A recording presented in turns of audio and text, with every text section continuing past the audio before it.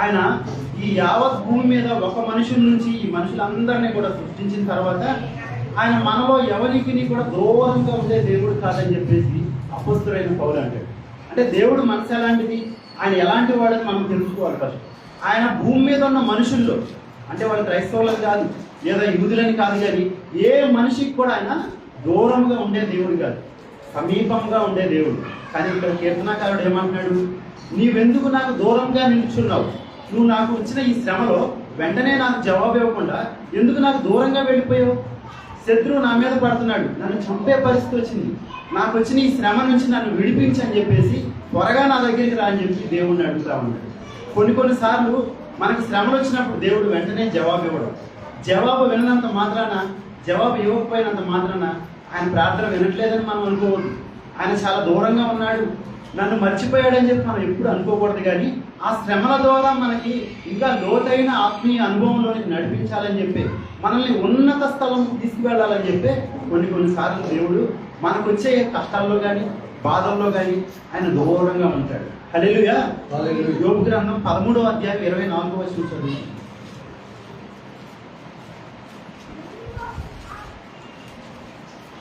యోబు 13:24. నీవేళ నీ ముఖమును మరుగు చేసుకొంటివి, నన్నేల నీకు భగవానిగా ఎంచుకున్నావు. ఇక్కడ ఆత్మీయుడైనటువంటి యోబు ఏమంటున్నాడంటే, నువ్వేళ నీ ముఖాన్ని మరుగు చేసుకున్నావు.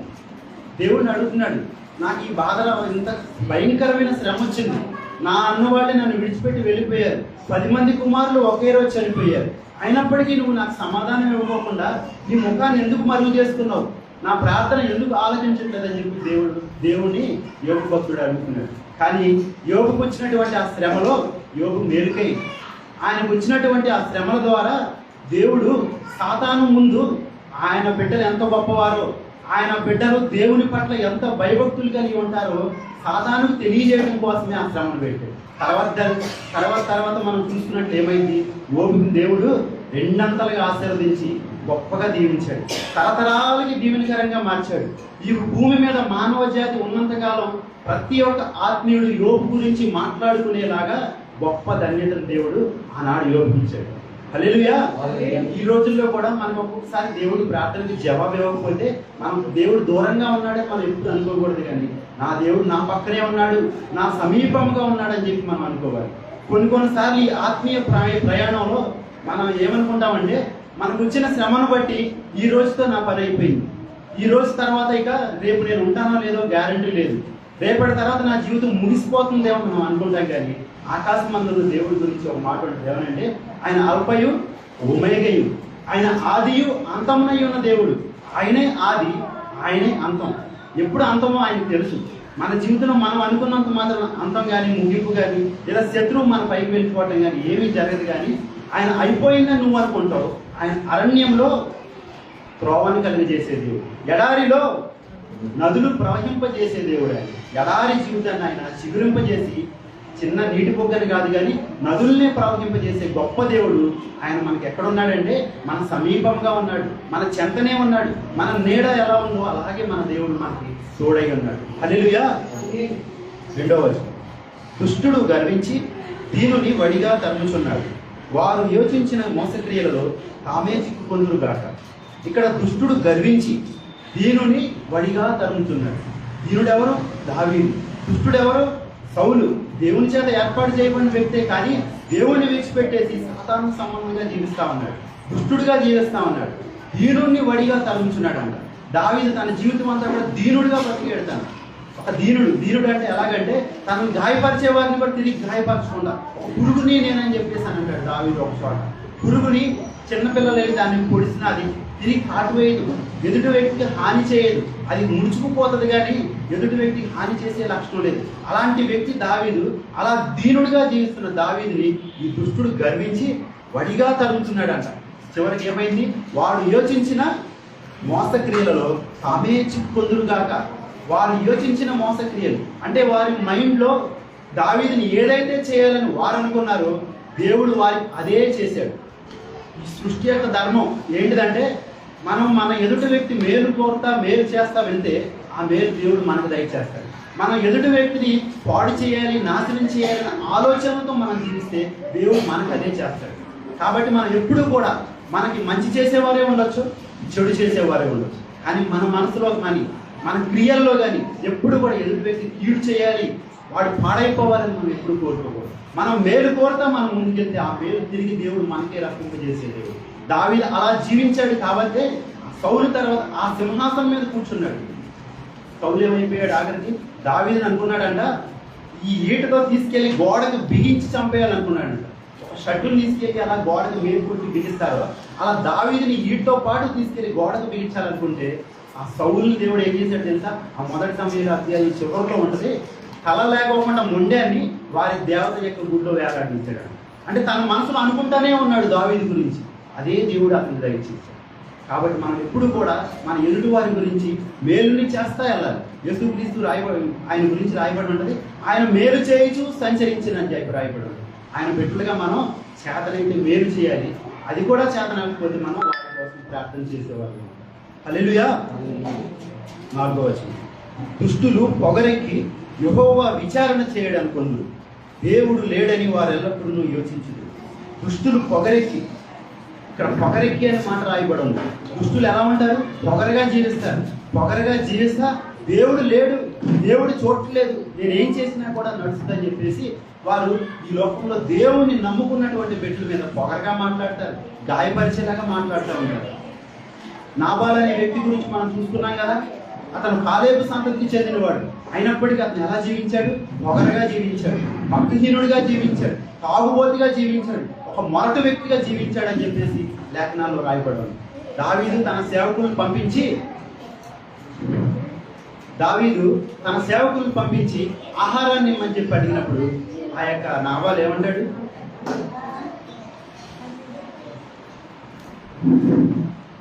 నాబాల్ ఏమంటాడంటే, దావీదు ఎవడు, యెష్షయి ఎవడు, నేను కష్టపడి సంపాదించిన నా అన్నపానాలు ఆ దావీదుకి ఇవ్వాలా? అతను ఎవరో నాకు తెలియని వ్యక్తికి నేను ఇవ్వాలా అంటాడు. నేను కష్టపడి సంపాదించుకున్న ఆస్తిని, నా గొర్రె బొచ్చును ఆ యొక్క దావీదుకి ఇవ్వాలని చెప్పి ఎలా మాట్లాడాడు? అతను పొగరెక్కి మాట్లాడాడు. ఒక దేవుని సేవకుడి మీద, ఒక అభిషేకించబడిన వ్యక్తి మీద, దేవుడు ఏర్పాటు చేసుకున్న వ్యక్తి గురించి ఆ వ్యక్తి ఎవరో తెలియకోకుండా సాయం చేశాడు కాబట్టి ఎంతో కొంత మనం కూడా సాయం చేయాలి ఆ మనసు లేకోకుండా పొగరుగా మాట్లాడాడు. అతను పొగరు అతనికి ఏం చేసింది? చివరికి అతనికి రాతి వల్లే బిగుసుకుపోయి చనిపోయాడంట. దేవుడు మొత్తాడని చెప్పి రాయబడి ఉంటాడు. కాబట్టి పొగరెక్కి మాట్లాడే వాళ్ళు దేవుడు ఆయనే సమాధానాన్ని ఇస్తాడు. మనం మాత్రం దావీదు వలె ధీరుడుగా ఉండాలి. మనం దీనత్వం అనే వస్త్రాన్ని ధరించుకుని జీవించేవారిగా ఉండాలని చెప్పి కీర్తన ద్వారా తెలియజేస్తుంది. 6వ వచనం, మేము కదల్చబడము, తరములకు ఆపద చూడము అని వారు తమ హృదయములలో అనుకొందురు. వారి నోరు శాపంతోనూ కపటంతోనూ వంచనతోనూ నిండి ఉన్నది. వారి నాలుక క్రింద చేటును పాపమును ఉన్నది. వారు నోరు అంటే ఎలా ఉంది? శాపాలతో నిండిపోయిందంట. ఈ లోకంలో దేవుడిని ఎరగని వారి నోరు ఎలా ఉంటుంది? వారు ఎప్పుడు నోరు తెరిస్తే బూతులే మాట్లాడతారు, నోరు తెరిస్తే అపవిత్రమైన మాటలే, శాపకరమైన మాటలే మాట్లాడుతూ ఉంటారు. దావీదు గురించి కూడా అలాగే మాట్లాడారు, శాపకరమైన మాటలు మాట్లాడారు. షిమి అనేవాడు ఉంటాడు కదా, దావీదు మీద దుమ్ము పోస్తా నువ్వు నాశనం అయిపోవాలని చెప్పేసి అన్నాడు. కానీ చివరికి అతనే నాశనం అయిపోయాడు. ఇక్కడ కీర్తనకారుడు అంటున్నాడు, మేము కదల్చబడం, మేము ఇలా భక్తిహీనంగా జీవిస్తా దేవుడు లేకోకుండా మేము జీవిస్తున్నా కూడా మేము కదల్చబడం, తరతరాలు ఉంటాం మేము అని చెప్పి వారి నోరు శాపంతో నిండిపోయిందంట, భక్తిహీనతతో నిండిపోయిందంట, అపవిత్రతతో నిండిపోయిందంట. కానీ దావీదు వారందరినీ చూస్తున్నాడు, వారికి దేవుడు వారికి ఇచ్చే బహుమానాన్ని కూడా చూశాడు. దేవుడు ఉగ్రత వారి మీద దిగి రావడం చూశాడు. ఒకరోజే దావీదు కళ్ళ ముందే వారందరూ కూడా సమూలంగా నాశనం అయిపోయారు. ఒక చోట ఉండదు కీర్తనల గ్రంథంలోని, భక్తిహీనుడు అంట ఎంతో విస్తరించిన చెట్టు వలె ఉన్నాడంట. ఎన్నో వేల సంవత్సరాల నుంచి ఉన్న చెట్లు కూడా ఉంది. అలాంటి విస్తరించిన చెట్టు వలె వాడి వేళ్ళు భూమిలో పాతుకుపోయి ఆ చెట్టుకి ఎవరు నరకరు, ఆ చెట్టుని ఎవరు ఏం చేయలేరని ఒక గర్వంతో గొప్పగా జీవిస్తా ఉన్నాడంట భక్తిహీనుడు. అయినా కొన్ని రోజుల తర్వాత ఆ వ్యక్తి ఆ దారి నేను చూస్తే అంత బలంగా ఉన్నటువంటి చెట్టు ఒక రోజు కనపడకుండా వెళ్ళిపోయింది. ఎందుకు అలా కనపడకుండా వెళ్ళిపోయిందంటే ఆ భక్తిహీనుడు చెట్టుతో పోల్చాడు కదా, ఆ భక్తిహీనుడు భక్తిహీనంగా జీవించాడు, పొగరెక్కి జీవించాడు, శాపంతో నిండిపోయాడు. కాబట్టి దేవుడు ఏం చేశాడు? అతన్ని బెస్ట్ సెటిల్ చేశాడు. దేవుడు మనం చేసే మంచి పనులన్నీ కూడా ఆయన చేతిలో ఒక త్రాసు ఉంటుంది, ఆ త్రాసులో పట్టుకుంటాడు. త్రాసులో పట్టుకుని మనం చేసే మంచి పనులన్నీ ఒక పక్కన పెడతాడు. మనం భక్తిహీనంగా జీవించిన ప్రతి ఒక్కటి ఆయన త్రాసులో పెట్టి జీవిస్తాడు. ఈ లోకంలో నీకు ఇచ్చిన జీవిత కాలంలో నువ్వు భక్తిహీనంగా ఎన్ని రోజులు జీవించావు, భక్తిపరుడుగా ఎన్ని రోజులు జీవించావు, నీతిమంతుడిగా ఎన్ని రోజులు జీవించావు, అపరిశుద్ధుడిగా ఎన్ని రోజులు జీవించావు అని చెప్పి ప్రతి ఒక్కటి త్రాసులో పెట్టి తోస్తాడు. త్రాసులో పెట్టి చూసిన రోజు ఎంత తక్కువగా కనబడితే ఆయన హస్తం వచ్చి ఏం చేస్తుందంటే, బెల్షస్సర్ రాజు రాసింది కదా, మెనే టేకెల్ ఉపాసిస్ అని చెప్పి రాయబడి, ఆ లెక్క రాయబడిన రోజు ఆ రోజుతోనే లెక్క సెటిల్ అయిపోయింది. కాబట్టి మనందరం కూడా దేవుడి ముందు నిరపరాధులుగా జీవించాలి, పరిశుద్ధులుగా జీవించాలి, యథార్థవంతులుగా జీవించాలని చెప్పి దావీదు మనకు తెలియజేస్తాడు. ఇంకా 8వ వచనం, తామున్న పల్లెలి అందరి మాటు చోటులలో పొంచియుందురు, చాటైన స్థలములలో నిరపరాధులను చంపుదురు, వారి కన్నులు నిరాధారులను పట్టుకొనవాలని పొంచి చూచును, గుహలోని సింహం వలె వారు చాటైన స్థలములలో పొంచియుందురు. ఇక్కడ దావీదు అంటున్నాడు, వారు మాటు చోటులలో పొంచి ఉంటారు, నన్ను పట్టుకోవాలని చెప్పి నా మీద పన్నాగాలు పన్నుతారు. ఎలా చంపాలనుకుంటున్నారంటే గుహలోని సింహం వలె. సింహం ఎలాగైతే కనపడకుండా ఒక చోట దాక్కుని అది ఒక్కసారిగా దూకి ఎలాగైతే చంపాలనుకుంటుందో అలా సింహంలాగా చంపాలనుకుంటారంట. ఈ సింహం గర్జించే సింహం. సాతాను కూడా మనల్ని దాక్కుని వెతికి వెంటాడి మనం పట్టుకోవాలని చూస్తున్నాడు. సాతాను సంబంధులు కూడా మనం ఈ లోకంలో దేవుని బిడ్డలు అనేవాళ్ళు ఎప్పుడు దొరుకుతారా, ఎప్పుడు వారిని పట్టుకుందామా, ఎప్పుడు వారిని నాశనం చేద్దామా అని చెప్పి చూస్తూ ఉన్నారు. అందుకు దావీదు ఏమంటున్నాడంటే 12వ వచనంలో చెప్తున్నాడు, యెహోవా లెమ్ము, దేవా బాధపడు వారిని మరువక నీ చెయ్యి ఎత్తు అని ప్రార్థన చేస్తున్నాడు. నీ చెయ్యి ఎత్తు. వారు గుహలోని సింహం వలె నా మీద పడాలని చూస్తారు, నన్ను చీల్చివేయాలని చెప్పి చూస్తున్నారు. నీ యందు నేను భయభక్తులు కలిగి ఇంత యథార్థంగా జీవిస్తే నన్ను ఈ భూమి మీదే లేకుండా చేయాలని చెప్పి చూస్తున్నారు. కాబట్టి నువ్వు లేదు ప్రభువా, నువ్వు నాకు దూరంగా ఉండొద్దు, నాకు సమీపంగా రమ్మని చెప్పి దావీదు దేవునికి ప్రార్థన చేస్తున్నాడు. 14వ వచనం మనం చదువుతాం, నీవు దీనిని చూచి ఉన్నావు కదా, వారికి ప్రతీకారం చేయుటకై నీవు చేటును పగను కనిపెట్టి చూచుకున్నావు, నిరాధారులు తమను నీకు అప్పగించుకొందురు, తండ్రి లేని వారికి నీవే సహాయుడివై ఉన్నావు. ఇక్కడ కీర్తనకారుడు అంటున్నాడు, తండ్రి లేని వారికి నీవు సహాయుడివై ఉన్నావు. 18వ వచనంలో కూడా ఇదే మాట అంటున్నాడు, తండ్రి లేని వారికి, నలిగిన వారికి న్యాయము తీర్చుటకై నీవు వారి హృదయము స్థిరపరిచిదివి, చెవి యొక్కి ఆలకించిదివి. ఇక్కడ దావీదు ఏమంటాడంటే, తండ్రి లేని వారికి నీవు సహాయం చేసేవాడు నీవై ఉన్నావు. తండ్రి లేక ఈరోజు తల్లి లేక నలిగిపోయి ఎవరైతే ఉంటారో, ఈ లోకంలో నలిగిపోయిన వారిని నీవే స్థిరపరిచే దేవుడు, నీవే వారిని కాపాడే దేవుడు అని చెప్పేసి అని అంటున్నాడు. అంటే ఈ లోకంలో మనకి ఎవరున్నా లేకపోయినా కూడా దేవుడే మనకు తోడుగా ఉంటాడు. ఒకసారి ఎలీషా కాలంలో ఒక తల్లి ఉంటుంది, ప్రవక్తల భార్య.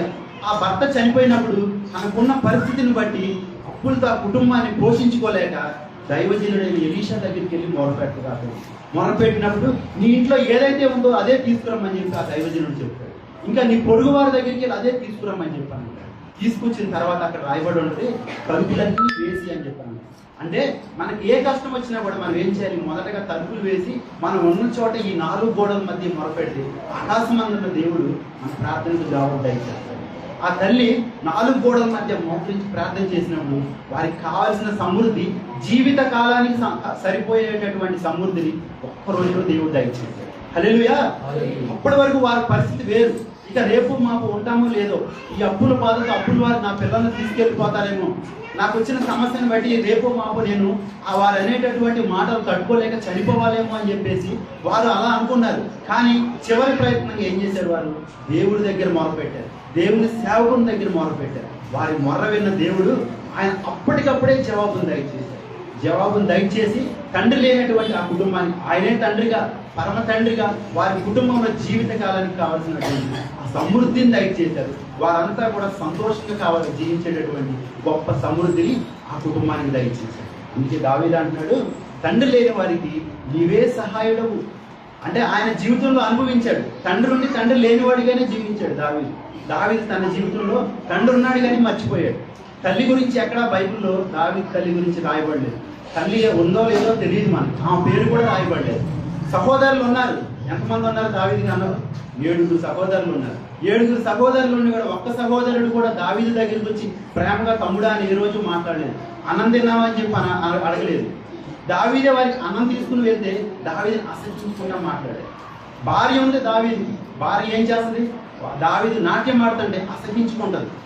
ఇట్లా పనివాడిలాగా నాట్యం చేస్తున్నాడని చెప్పి భార్య కూడా అసహించుకుంది. ఒకసారి ఇంకా కుమారులు ఉన్నారు కానీ పేరుగా కానీ ఆ యొక్క అబ్షాలోము దావీదునే చంపాలని చూశాడు. కన్న తల్లిదండ్రులు దావీదు దూరంగానే ఉన్నారు, వాడి సహోదరులు దూరంగానే ఉన్నారు. తన గర్భాన పుట్టినటువంటి పిల్లలైనా తనను ప్రేమిస్తారేమో అని చెప్పి అనుకుంటే ఆ పిల్లలు కూడా ఎదురు దిగి ఇంకా మాట్లాడగా చంపేయాలని చెప్పి అనుకున్నారు. స్నేహితులు ఎవరైనా ఉన్నారని చెప్పి చూస్తే ఆ స్నేహితుడే కొన్ని రోజులు మంచిగా ఉండే అగ్నిలోపేదనే మాత్రం తర్వాత దావీదునే చంపాలని చెప్పి శత్రువులతో పన్నాగా అనుకున్నాడు. అంటే దావీదు మనకి ఏం తెలియజేస్తున్నాడంటే ఈ లోకంలో నీకు అందరూ ఉన్నట్టుగానే కనపడతారు, ఈ లోకంలో నీకు పెద్ద కుటుంబంలా కనపడదు, కానీ నీకు ఈ లోకంలో ఉండేది ఎవ్వరూ లేరు. దేవుడే నీకు అండ, ఆయనే నీకు సహాయం చేసేవాడు.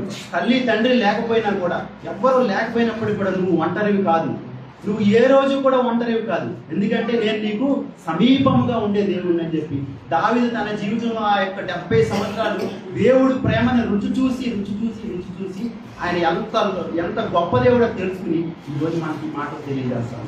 కాబట్టి పునరుత్థానపు దినాన ఆయన మాటలు విన్న మనం దావీదు వల్ల ఎలా జీవించాలంటే వీరుడిగా జీవించాలి. మనకి ఎటువంటి కష్టం వచ్చినప్పుడు కూడా దేవుడు నన్ను విడిచిపెట్టలేదు, ఆయన నాకు తోడై ఉన్నాడు, ఆయన నా నీడ వల్లే నన్ను వెంటనే ఉన్నాడు అని చెప్పేసి ఆయనను బట్టి మనం ధైర్యం తెచ్చుకుని ఆయన కృపలో మనం ముందుకు వెళ్తాం. ఈ లోకంలో యథార్థవంతులుగా, నీతిపరులుగా, పరిశుద్ధులుగా జీవిస్తే ఒకనొక వినాన దావీదుకి ఇచ్చినటువంటి ఆ యొక్క గొప్ప కృపని, ఆ దావీదుకి ఇచ్చినటువంటి ఆ గొప్ప ఆశీర్వాదాన్ని ఈ వాక్యం ఉన్న ప్రతి బిడ్డకి కూడా దయచేస్తారు. ఈ కొద్ది మాటలు దేవుడు దీవించి ఆశీర్వదించుకుంటారు.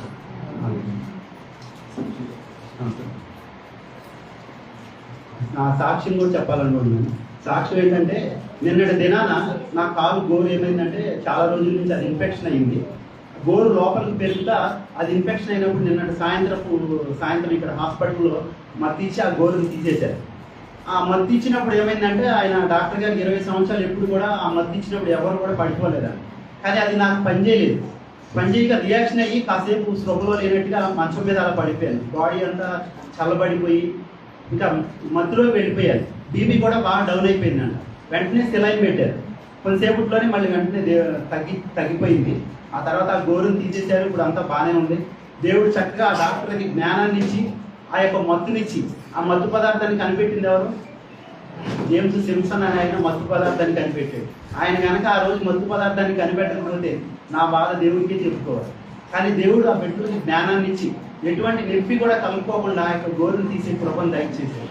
చక్కగా ఈరోజు ఆయన సన్నిధిలో నిలబడే భాగ్యాన్ని ఇచ్చాడు. ఇంకా అంత మాత్రమే కాదు, కానీ 40 సంవత్సరాలు దేవుడు నన్ను ఆయన కృపలో కాపాడుతూ వచ్చాడు.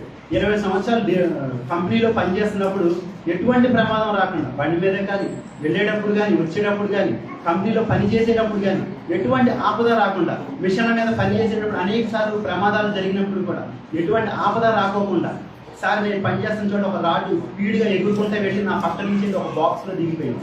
అలా ఎన్నోసార్లు నాకు తెలియకుండా ఎన్నోసార్లు ప్రతిదినం కూడా ప్రభువు నన్ను కాపాడుతూ వచ్చాడు. ఇంకా పనిలో నాకు ఆయన జ్ఞానాన్ని ఇచ్చి తెలివినిచ్చి నాకంటే ఎంతో గొప్పవారు ఉన్నప్పటికీ కూడా ఉన్నత స్థితికి తీసుకువెళ్ళి నన్ను ఎంతోమంది క్రైస్తవుడు అని చెప్పి అసహ్యించుకుని దూరం చేసినప్పుడు కూడా ఎవరైతే దూరం చేశారో వాళ్ళందరినీ కూడా దేవుడు ఒక్కొక్క దినాన ఈ దేవుడే గొప్ప దేవుడు, నీకు మంచి జాబ్ ఇచ్చాడని చెప్పి ఒక మంచి సాక్ష్యంతో ప్రతి చోట దేవుడు నాకు తోడుగా ఉండి నడిపిస్తా ఉన్నాడు. పాస్టర్ గారే దానికి సాక్షి. 10 సంవత్సరాల క్రితం పనిచేసే కంపెనీలో అయితే ఎంతోమంది అందరూ ఒకటైపోయి నన్ను ఒక్కడినే మంచిగా ఉన్నవాళ్ళు కాస్త దూరం చేసేసి కంపెనీలో నుంచే లేకోకుండా తీసేయాలని చెప్పి అనుకున్నారు. అప్పుడు 12,000 నా జీతం ఉంది, కానీ తీసేయాలని చెప్పి పైన ఆఫీసర్లు చెప్పినప్పుడు కూడా నన్ను తీసేయలేదు, కానీ నాకంటే కింద ఉన్న వాళ్ళని తీసేసి ఆ దాంట్లో పని రాకపోతే ఇంకొక దాంట్లో నేర్పించి చక్కగా ఆ కంపెనీలో ఉన్నంతకాలం కూడా గొప్పగా దేవుడు ఆయన బిడ్డగా నిలబెట్టి తర్వాత ఆ కంపెనీ నుంచి వెళ్ళిపోయిన తర్వాత మీకు దేవుడు మంచి జాబ్ ఇచ్చాడు, మీ దేవుడు గొప్ప దేవుడు అని చెప్పి ఒక సాక్ష్యాన్ని కలిగి నాకు కూడా ఏదైనా జాబ్ ఉంటే చూడమని చెప్పి అనేక మంది చేత గొప్ప సాక్ష్యాన్ని కలిగి కృపనిచ్చాడు. అంటే ప్రతినిత్యం కూడా దేవుడు తోడుగా ఉండి నన్ను కాపాడుతున్న దేవుడికి నేను స్తుతులు చెల్లిస్తున్నాను. అలాగే నా కోసం ప్రార్థన చేస్తున్న పాస్టర్ గారికి కానీ సంఘానికి కానీ అందరికీ వందనాలు తెలియజేస్తున్నాను. ఈ సాక్ష్యం దేవుడు జీవించింది. శ్రమలలో నేను ఇంతవరకును నీతో నిలుచుటే నా ధన్యత. శ్రమలలో నేను ఇంతవరకును నీతో నిలుచుటే